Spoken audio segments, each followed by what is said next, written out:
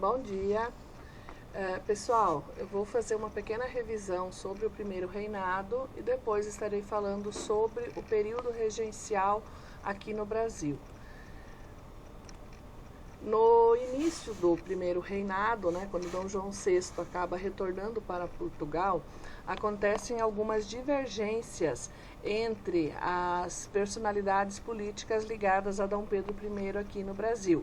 E com isso, houve uma dificuldade de reconhecimento da independência. Essas divergências, elas interessavam e afetavam algumas pessoas ligadas diretamente a Dom Pedro I, principalmente pessoas ligadas à elite, donos de escravo, grandes fazendeiros, grandes proprietários de terra, que produziam café, que produziam cana-de-açúcar e também grandes pecuaristas da época. Também, nesse período, aconteceram várias revoltas internas, como a Confederação do Equador, que foi muito importante no Brasil, que foi uma rebelião que aconteceu na região Nordeste, que pretendia separar a região Nordeste do restante do território nacional. E o Brasil não tinha um exército organizado, o que fez com que muitos mercenários fossem contratados pelo governo, pelo governo de Dom Pedro I, para combater essas revoltas internas. E isso acabou gerando muitos conflitos devido à violência e à brutalidade desses mercenários. O primeiro reinado, então, ele durou do dia 7 de setembro de 1822, quando Dom Pedro I declara o Brasil independente de Portugal, até o dia 7 de abril de 1831, quando Dom Pedro I abdica do trono em favor de seu filho, mas o seu filho só tinha 5 anos na época e não podia governar. Ele acabou sendo coroado como imperador no dia 1º de dezembro, na Capela Imperial de 1822, logo após a declaração de independência. O 7 de setembro, que a gente comemorou essa semana, ele representou a concretização de sonhos, de aspirações da camada dominante do Brasil, que queriam que o Brasil fosse independente de Portugal, para que ele tivesse mais autonomia, para que ele pudesse se modernizar e pudesse comercializar com outras nações, não somente com Portugal, porque era isso que o pacto colonial dizia. Esses grandes proprietários de terras, proprietários de escravos, principalmente do Rio de Janeiro, de São Paulo e Minas Gerais, eles tinham interesse nessa independência do Brasil.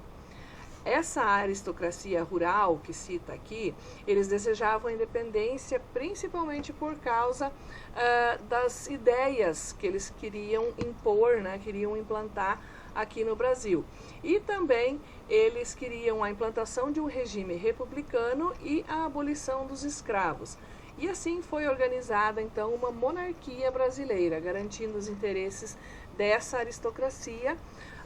Acabou se mantendo o escravismo e a grande propriedade de terra. Esse regime ele acabou perdurando até 15 de novembro de 1889. 15 de novembro até hoje é feriado nacional, porque neste dia foi proclamada a República aqui no Brasil. A crise econômica e financeira acabou fazendo com que Dom João VI ele tivesse que assinar diversos acordos com a Inglaterra, e isso acabou prejudicando o Brasil. Como Portugal estava com dificuldades financeiras, Portugal acabou pagando suas contas, principalmente por causa desses acordos assinados por Dom João VI, mas quem pagava as dívidas de Portugal era o Brasil, a produção que era feita aqui, tanto de café, cana-de-açúcar, as minas de ouro que eram exploradas, minas de pedras preciosas e também a produção pecuária. A concorrência estrangeira com relação aos produtos manufaturados baratos impediam o desenvolvimento da indústria do Brasil. Então, praticamente o Brasil ele era totalmente rural naquela época, não existiam indústrias para manufaturar os produtos, como a gente já estudou na Revolução Industrial. Isso acabou fazendo com que o Brasil perdesse muitos mercados consumidores do açúcar, porque o açúcar ele era beneficiado na Europa, principalmente na Holanda. Então o Brasil ele produzia os torrões de açúcar e mandava para a Europa. Lá eles eram refinados, clareados e distribuídos para os mercados europeus. O algodão sofria a concorrência da norte-americana, os Estados Unidos já era grande produtor, né, de algodão, principalmente nas colônias do sul, e o tabaco também caiu com a diminuição do mercado e da mão de obra, né, por causa das pressões da Inglaterra contra o tráfico de escravos. O reconhecimento externo, então, se deu de que forma? Quem foi o primeiro a reconhecer a independência do Brasil? Os Estados Unidos. Logicamente, porque os Estados Unidos tinham interesse nessa independência por causa da comercialização de diversos produtos aqui desse território. Portugal acabou demorando um pouco mais para reconhecer a independência do Brasil, e D. João VI apenas reconheceu a independência após a exigência de 2 milhões de libras esterlinas como pagamento para o reconhecimento da independência. A Assembleia Constituinte, ela foi formada por donos de escravos, né, e grandes proprietários de terras, lógico, né, somente as pessoas mais ricas, mais influentes, elas eram participantes na vida política do Brasil naquela época. Também advogados, o alto clero, né, as pessoas como bispos, clérigos mais importantes que participavam, militares e altos funcionários públicos. Qual que era a finalidade dessa Assembleia? Elaborar uma Constituição para o Brasil, que até então o Brasil não tinha Constituição própria, utilizava-se das leis e das regras de Portugal. Qual que foi esse projeto, né? Qual era o anseio desse projeto de Constituição? O fortalecimento do poder legislativo, o voto censitário e a aversão aos estrangeiros, né? Esses eram os pontos principais dessa nova Constituição que se elaborava nessa época. No dia 12 de novembro de 1823, né? Então, mais de um ano após D. Pedro I decretar a independência do Brasil, essa noite ela foi conhecida como Noite da Agonia. Por quê? D. Pedro I acabou fechando a Assembleia e ele acaba, então, decretando a prisão e o desterro dos revoltosos. De todas as revoltas que tinham acontecido antes e durante esse período, né, de elaboração da Constituição. O que vem a ser esse desterro? Ele simplesmente mandou embora as pessoas que eram contrárias a ele, contrárias à independência do Brasil. Então ele mandou embora daqui desse território, desta terra, né, para que eles voltassem para suas terras de origem, já que a maioria era estrangeira, né?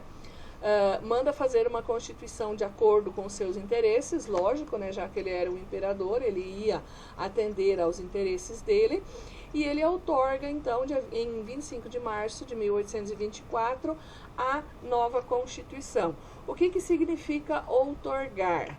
É aprovar, consentir, conceder, doar, declarar em escrita pública. Então, ele declarou, ele não fez uma consulta popular dessa Constituição, ele simplesmente declarou o Brasil independente e criou essa Constituição. A Constituição de 1824, então, tinha estas características. Ela tinha uma monarquia constitucional liberal, o poder moderador, que só o imperador possuía, né? O imperador, ele era inviolável, não podendo ser responsabilizado pelos seus atos.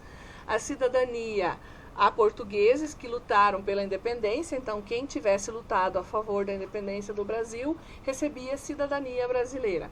Voto censitário. O que é o voto censitário? Somente homens maiores de 25 anos com renda anual de 100 mil réis podiam votar, né? O Senado, ele era vitalício. Catolicismo torna-se a religião oficial do Brasil. A liberdade religiosa, né, acaba sendo concedida. E a organização do país em províncias. e, logicamente, eleições para a Assembleia indiretas. Essas eleições indiretas é baseado no voto censitário, onde somente os homens maiores de 25 anos e muito ricos podiam votar. A abdicação de Dom Pedro. Por que ele abdicou do trono? Portugal passava por diversos conflitos, principalmente, né, com a morte de Dom João VI e a disputa pelo trono, já que a disputa estava entre ele e a irmã, né, Dona Maria, e ele acabou então disputando também esse trono com um parente próximo que estava na Espanha. E isso acabou fazendo com que ele retornasse para Portugal, para que Portugal não perdesse o domínio sobre o trono português, porque eles não aceitavam que uma mulher assumisse o trono, por isso ele acabou voltando para Portugal. E também a sua imagem aqui no Brasil estava bastante desgastada, né? Ele se tornava cada vez mais impopular, principalmente nas províncias, né? Porque ele não visitava muito essas províncias, ele não atendia os anseios das províncias. O que são essas províncias? As províncias, naquela época, a gente pode dizer que são os estados que nós conhecemos hoje, né? Então, a província de São Paulo, a província do Mato Grosso, né? Na época era só o Mato Grosso, não existia a separação dos estados. E isso fez com que, então, a popularidade de Dom Pedro I ficasse bastante desgastada. A população já reclamava bastante que ele não se dedicava tanto à administração, ele se dedicava mais à vida particular, às festas, às amantes, os filhos e etc., né?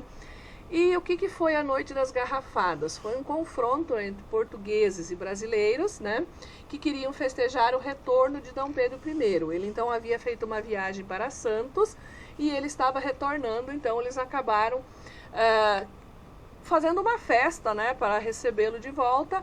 E aí esses dois grupos, brasileiros e portugueses, entraram em confronto e começaram a atirar garrafas na comitiva que trazia Dom Pedro I, por isso Noite das Garrafadas. Em abril de 1831, Dom Pedro I, então, acaba abdicando do trono em favor de seu filho, Pedro de Alcântara, de 5 anos de idade, e em seguida ele parte para Portugal. E logo após, né, não muito tempo depois, 3 anos após, ele acaba falecendo de tuberculose lá em Portugal. E aí entra o chamado período regencial. O que é esse período regencial? É um período em que Dom Pedro de Alcântara, por ser menor de idade, né, na época ele era considerado maior de idade aos 18 anos, e isso a gente vai ver que acabou acontecendo o golpe da maioridade, porque a população não aceitava mais os regentes, e aí eles acabaram diminuindo a maioridade de Dom Pedro de Alcântara para 14 anos. E isso fez com que ele, né, quando ele assumiu o trono do Brasil, ele ainda era uma criança e não podia governar, né? Então, por isso que ele tinha que ter um grupo por detrás dele para poder governar o Brasil. Esse período regencial, que durou 9 anos, né, ele tinha vários grupos interessados em governar o Brasil, né, a demonstrar os seus interesses, né? Principalmente os liberais moderados, né, que também eram chamados de chimangos. Eles eram proprietários de terras, de escravos e grandes comerciantes, principalmente de Minas Gerais, São Paulo e Rio de Janeiro, porque a vida política e econômica girava em torno dessas 3 províncias. Eles defendiam a ordem estabelecida pela Constituição. Eles queriam implantar, então, a Constituição e seguir as regras da Constituição. Os liberais exaltados, chamados de farroupilhas, eram principalmente da região sul, né, em especial Rio Grande do Sul e Santa Catarina. Eles eram grandes proprietários de terras também, né, profissionais liberais, militares de baixo escalão, né, e defendiam a autonomia das províncias. Eles queriam ter autonomia, não queriam que o governo, né, de Dom Pedro, tanto Dom Pedro I quanto Dom Pedro II, interferisse tanto nas províncias. E os restauradores, que era formado por um grupo de comerciantes portugueses e pelo alto comando do exército. Eles lutavam pela volta de Dom Pedro e esse grupo acabou desaparecendo em 1834 com a morte do monarca lá em Portugal, como eu já disse. quem foram os primeiros regentes, né? A primeira regência ela foi trina, 3 pessoas governavam ao mesmo tempo. Eles adotaram essa ideia, né, de 3 pessoas governando ao mesmo tempo para que não se tornasse uma monarquia absolutista, como a gente também já estudou ao longo desse ano. A regência trina é provisória, então ela teve Francisco de Lima e Silva, Carneiro Campos e Nicolau de Campos Vergueiro como regentes. Principais medidas tomadas por essa regência: anistia aos envolvidos em processos políticos, então eles foram todos absolvidos, demissão dos estrangeiros do Exército Brasileiro, então o Exército Brasileiro apenas podia ter brasileiros, né? Então os mercenários que haviam sido contratados por Dom Pedro I foram demitidos, e a extinção do poder moderador, já que não tinha mais um imperador, não havia necessidade desse poder. Esse poder moderador dava plenos poderes ao imperador e ele podia muito bem desrespeitar o poder legislativo, executivo e judiciário e ele tomar todas as decisões, o que acabava tornando a Constituição absolutista. Mas com a regência, esse poder acabou sendo extinto da Constituição. A regência trina, então, mais uma vez, né, tomou-se uma outra regência, né, e essas medidas que foram tomadas por essa próxima regência foi a criação da Guarda Nacional, aonde, né, civis da alta sociedade nomeados pelo poder central que passavam a ser chamados de coronéis. Eles representavam a política repressiva do governo. Então, existiam os coronéis, principalmente na região Nordeste, ainda se fala muito do coronelismo, né? Então, pessoas influentes, importantes, né, da região acabam tendo esses poderes, né, de guarda nacional, e eles contratam, né, soldados para manter a segurança do território. E o ato adicional, né, de 1834 da transformação da regência trina em regência una. Então eles deixam de governar com 3 pessoas, e uma pessoa passa a governar. E a primeira regência una de Feijó, né, que foi de 1835 a 1837, ele acabou sufocando rebeliões e ele acabou, né, criando 2 alas políticas, os progressistas, formadas pelos liberais exaltados e por parte dos liberais moderados, e a regressista, integrada por liberais moderados e ex-restauradores. Ele acabou também transformando, né, os regressistas, que eram contrários a Feijó, e esses acabaram, então, fundando o Partido Conservador. Aconteceram várias rebeliões, essas rebeliões a gente vai ver nas próximas aulas, né? A cabanagem que aconteceu no Pará, Farroupilha no Rio Grande do Sul e a Sabinada na Bahia. Em 1837, Feijó renunciou ao cargo de regente porque ele não aguentou as pressões populares e a dificuldade de se manter no poder. Então aqui a gente tem a imagem de Feijó. Na sequência, assume a regência una, né, Pedro de Araújo Lima, de 37 a 40, né? Além das revoltas internas iniciadas durante o governo anterior, ele acabou enfrentando uma rebelião chamada de Balaiada, lá no Maranhão, que foi bastante importante para aquela região. Ele fundou o Colégio Dom Pedro II no Rio de Janeiro, que existe até hoje. Este colégio é público, porém existe uma prova que o aluno tem que fazer para que ele consiga adentrar neste colégio. Então ele é um colégio extremamente importante lá no Rio de Janeiro, frequentado por alunos de diversas classes sociais que conseguem passar nessa prova para poder estudar nesse colégio. A criação do Instituto Histórico Geográfico, né? Ele também fundou o Partido Liberal para fazer oposição a Araújo Lima, né? O Feijó tinha fundado, e o Partido Liberal propõe a antecipação da maioridade de Dom Pedro de Alcântara.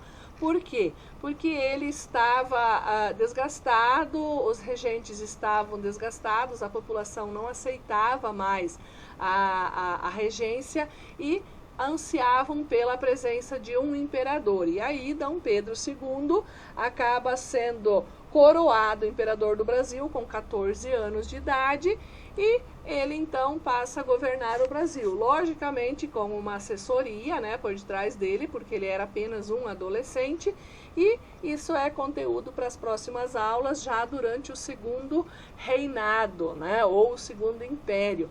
E o nome de Dom Pedro de Alcântara está aí, né, bastante longo, porque na época tinha-se o hábito de anexar ao nome da criança, quando nascia na realeza, os nomes dos avós maternos e paternos, em alguns casos até dos bisavós paternos e maternos, tá bom? Assistam os vídeos, façam a atividade solicitada, se cuidem, usem máscara e evitem aglomerações. Até a próxima!